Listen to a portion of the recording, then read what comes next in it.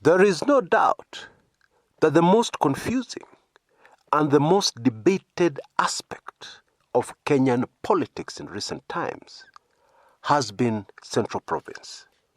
Is it true that Central Province is fully behind Deputy President William Samoei Ruto and his 2022 presidential bid? Or is the opposite true? On our show today, we shall attempt to shed some light on this very controversial and nagging issue for many in Kenyan politics. And let us do it the way you solve a mathematical problem, or the way you solve many problems. You start with what you know for sure, and then move towards what you don't know or what you're not sure about. Fact number one, most of Central Province is fed up with President Uhuru Kenyatta. That is true. But there's something very important that we need to bear in mind or remind ourselves. No single Kenyan president in history so far has left office when Kenyans, most Kenyans, are not fed up with them. And President Uhuru Kenyatta is at the tail end of his last term in office. Now, Uhuru Kenyatta's father, the first president of Kenya, the founding father, Mzee Jomo Kenyatta, by the time he died in 1978, there was mourning right across the country. But for any close observer of politics at the time, there was also a huge sigh of relief in Central Province. They were fed up with Jomo and his draconian administration. Just 3 short years before Jomo passed on, there was the murder of very popular Nyandarua North legislator Josiah Mwangi Kariuki. And that was the last straw for many in Central Province. Indeed, if you're a keen follower of this channel, you will know that a musician called Kamaru, Joseph Kamaru, released a song because JM Kariuki was a close friend. And that song on JM Kariuki was banned. People were arrested for being found listening to it. And the song was in the Kikuyu language. Daniel Toroitich arap Moi, Kenya's second president, by the time he was leaving office, people were throwing mud at him. At Uhuru Park, where Mwai Kibaki, Kenya's third president, was being sworn in, Kenyans were fed up with Daniel Toroitich arap Moi. Mwai Kibaki, who was welcomed with such joy at Uhuru Park, the same place where people were throwing mud at Moi. When he left office in 2013, most Kenyans were totally fed up with Kibaki. Of course, that has changed now. It's an age of politics. Kibaki today, to many Kenyans, is a hero, despite the 2007 manenos. And so, it just blows my mind,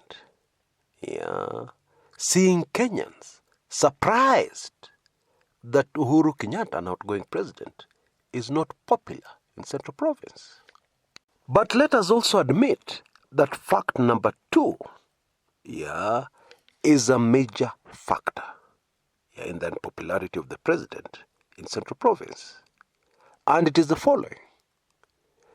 The union, the handshake between President Uhuru Kenyatta and Raila Odinga was very good for Kenya. In fact, there are many who believe it was even better for Central Province. Yeah, because most people who are in business, most entrepreneurs, hail from that part of the country. And their businesses were being affected, yeah, by the aftermath of the controversial 2017 elections. The chaos, the uncertainty, the political illegitimacy issues the president was suffering, yeah, which was causing the entire country to suffer. However, the handshake affected Central Province in another negative way. And of course, I'm talking about the Raila Odinga factor. In short, the handshake would have been much more popular in Central Province, much more accepted on the ground, had the person who President Uhuru Kenyatta was shaking hands with, if that person had not been Raila Odinga. Raila phobia in Central Province is something very real and something that cannot be wished away. Indeed, it is a spiritual thing, and spiritual things are very serious. Now, it doesn't matter what religion you belong to. It doesn't matter what you believe. But the truth is, blood oaths are very, very serious things. They're very serious spiritual things which affect the natural and to the third and fourth generation. In other words, forever, until somebody does something to reverse that blood oath, which is not easy. The blood oaths of Jomo Kenyatta in 1969 against the Luo community was so serious, so devastating, that I can't even begin to explain to those who don't understand. You see, even today, a child is born, just the other day, and they hate Raila for no reason. The reason is spiritual. And I want to move away quickly from this point because I know there are many on this channel who are disgusted. Yeah, they don't believe in such things. But you see, whether you believe in it or not, the truth is, things happen in the spiritual before they happen in the natural. And those things that happen in the spiritual are so powerful that they overcome the things which happen in the natural. Now, despite those two facts I've given you, that contribute, or I believe contribute greatly, to the unpopularity of the president in Central Province, there is another major factor that is in favor of the president in Central Province. You see, in politics, people do not always vote for you. People do not always follow you because they like you. No. More often than not, they will follow you because they hate your opponent. They hate the other side of the political divide. This factor in favor of the president has something to do with the 2017 Jubilee party nominations in Central Province. There are very many popular politicians, popular, powerful politicians in Central Province. All these popular politicians were rigged out. And we know that for a fact from an authority, a man called David Murathe, who was vice chair of the Jubilee party at the time. I believe still is. Although he resigned. Anyway, Murathe told us, and some of these politicians also told us, that the person who rigged them out was Deputy President William Samoei Ruto. Now, although analysts so far have skirted around this issue, have not discussed this issue, have not brought this very important issue to the forefront, the truth is, those powerful politicians put together are enough to win anybody votes and an election in Central Province, and that is a fact. However, it is also true to say that things on the ground have changed a lot since 2017. You see, a politician cannot swim against the wave. And the truth is, there is a lot of restlessness within Central Province. And this neatly explains why some of these politicians, who have a bone to pick with the deputy president because they wasted their funds, they spent huge sums of money, and then they were cheated out of the Jubilee nomination in the end. Despite all that, some of these politicians in recent times seem to be on the side of the deputy president. Some of them.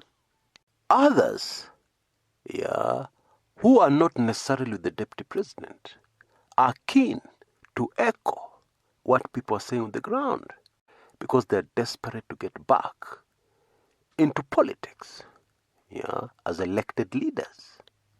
And so, for somebody who wants to gather a crowd to speak to, for somebody who wants to be popular in a crowd, it may not be a good idea, to start singing the praises of outgoing President Uhuru Kenyatta. That is understandable. But let us conclude this issue in the following way.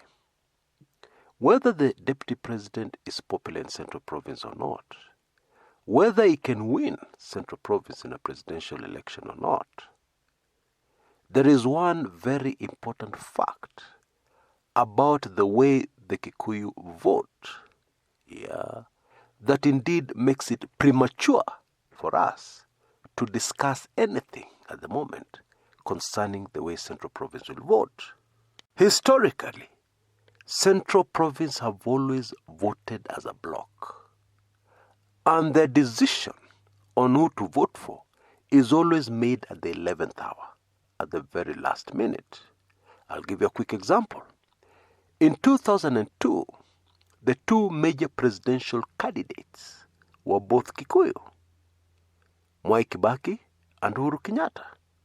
And it looked like the Kikuyu vote would have to be split, in this particular instance, for the first time in Kenyan history. It never happened.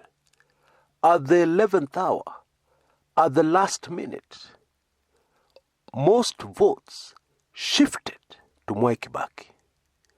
Even from Kiambu, Uhuru Kenyatta's home, Mwai Kibaki ended up getting substantial votes, from Uhuru Kenyatta's home ground. And so, you can discuss all you want about the deputy president winning Central Province. But remember, the Kikuyu voter is not an ordinary Kenyan voter. I will be more than shocked if the Kikuyu vote as a bloc goes to the deputy president. It doesn't matter what happens. It doesn't matter who the other candidate is. It doesn't matter. I will be very, very surprised.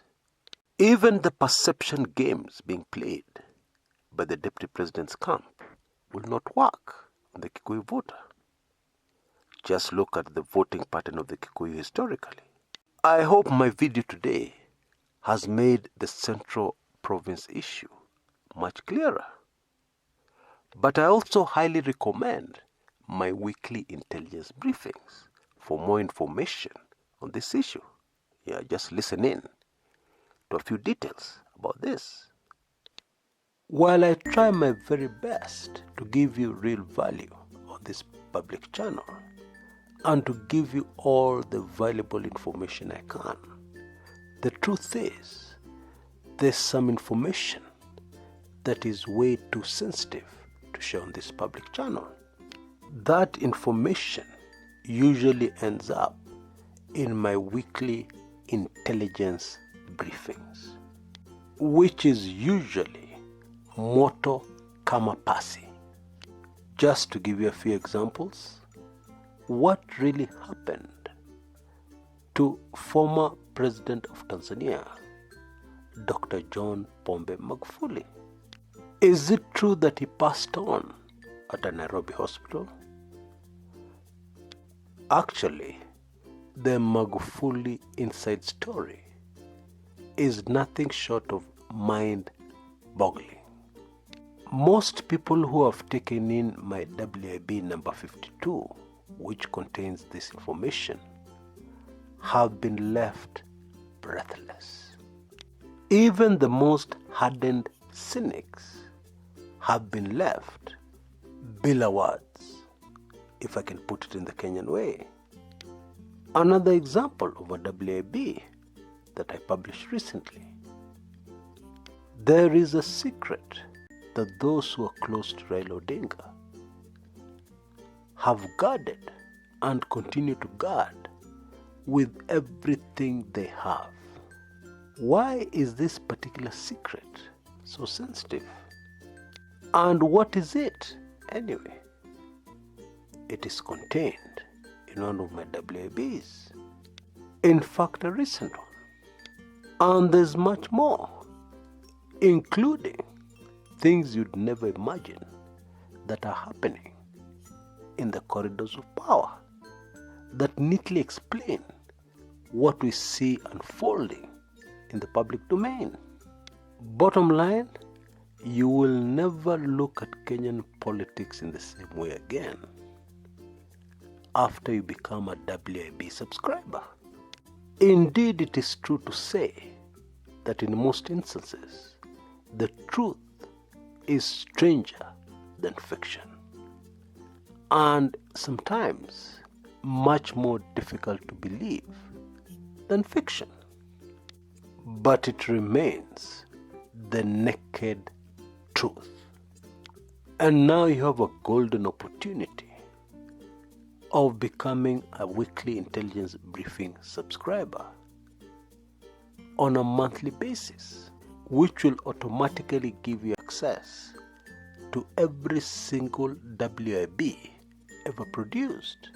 Oh yes, I will send you all the WIBs immediately you become a subscriber. And to become a monthly subscriber, all you need is $9.95 only, or Kenya shillings 995 only. Simply send a blank email to the email address you see on your screens right now, and you'll get an automated response via email instantly, within seconds, with full payment instructions. And what you need to do, the same full payment instructions are also included in the description area below this video on YouTube. I strongly recommend that you go for it, because this offer will not last for much longer. I really look forward to seeing you on the other side as a WIB subscriber. Thanks so much for your support. It means a lot to me. And I'm saying that very sincerely from the bottom of my heart. I look forward to seeing you on the other side as a WIB subscriber. Until next time, this is Kshs. Kumekucha.